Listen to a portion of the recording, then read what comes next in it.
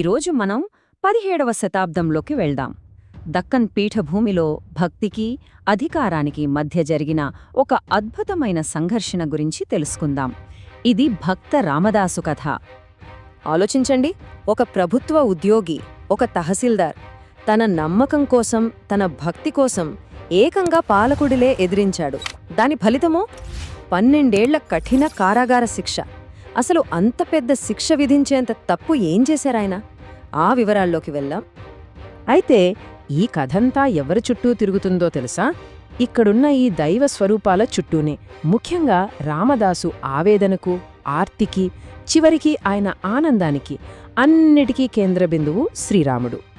సరే, ఇక మన కథానాయకుడి దగ్గరికి వద్దాం. ఆయన పేరు కంచర్ల గోపన్న.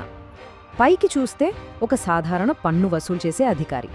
కానీ ఆయన లోపల మాత్రం అంతులేని రామభక్తి దాగి ఉంది. గోపన్న అంటే గోల్కొండ రాజ్యంలో మామూలు వ్యక్తి కాదు, చాలా పలుకుబడి ఉన్న నిజాయితీపరుడైన తహసీల్దార్. అంతేకాదు, అప్పటి సుల్తాన్ ఆస్థానంలో చక్రం తిప్పుతున్న అక్కన్న మాదన్నలకు స్వయాన మేనల్లుడు. అంటే గౌరవం, అధికారం రెండిటికీ లోటులేదు. కాని అంతా సాఫీగా సాగిపోతున్న ఆయన జీవితంలో ఒకే ఒక్క పర్యటన, ఒకే ఒక్క ప్రయాణం అన్నీ తలకిందులు చేసేసింది. తన ఉద్యోగంలో భాగంగా ఆయన భద్రాచలం వెళ్లాల్సొచ్చింది. ఆ ప్రయాణమే ఆయన జీవిత గమనాన్ని పూర్తిగా మార్చేసింది. అక్కడ గోపన్న చూసిన ఒక దృశ్యం, అబ్బో, ఆయన గుండెను పిండేసింది. కాని ఆశ్చర్యమేంటంటే ఆ బాధ నుంచే ఒక గొప్ప సంకల్పం పుట్టుకొచ్చింది. తను ప్రాణం కంటే ఎక్కువగా ఆరాధించే దేవుడు శ్రీరాముడి ఆలయం ఎంత దారుణంగా ఉందంటే పూర్తిగా పాడుపడిపోయింది. పూజలు లేవు, దీపాలు లేవు. ఆ దృశ్యం చూసి ఆయన తట్టుకోలేకపోయారు. ఆ క్షణమే ఎలాగైనా ఆ గుడిని పునరుద్ధరించాలని గట్టిగా నిర్ణయించుకున్నారు. వెంటనే రంగంలోకి దిగారు. ఊరి ప్రజల దగ్గరికి వెళ్లి విరాళాలు అడిగారు.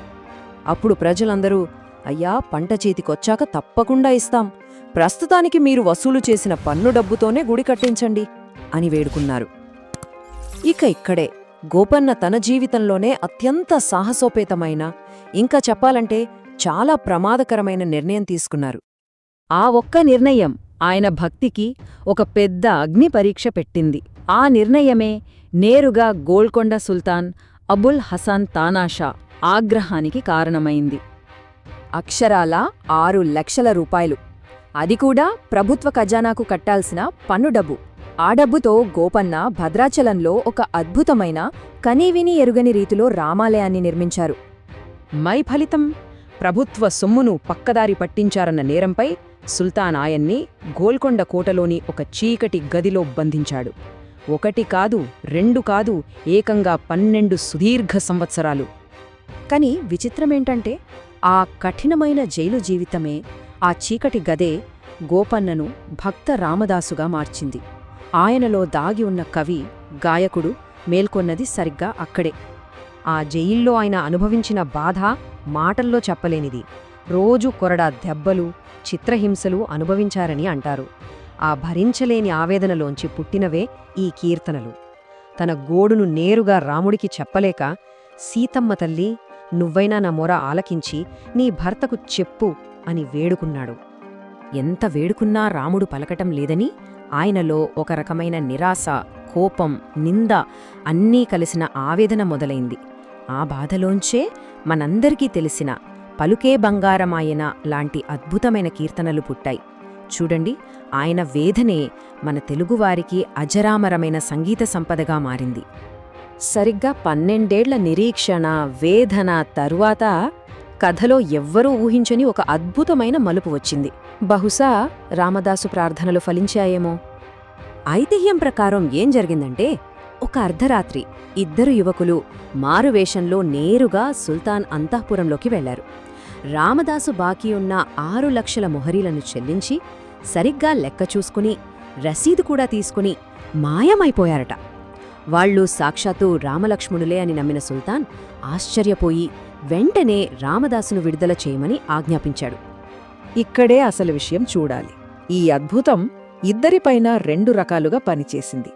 ఒకవైపు సుల్తాన్ ఆ అద్భుతాన్ని చూసి రామదాసు భక్తికి దాసోహమన్నాడు.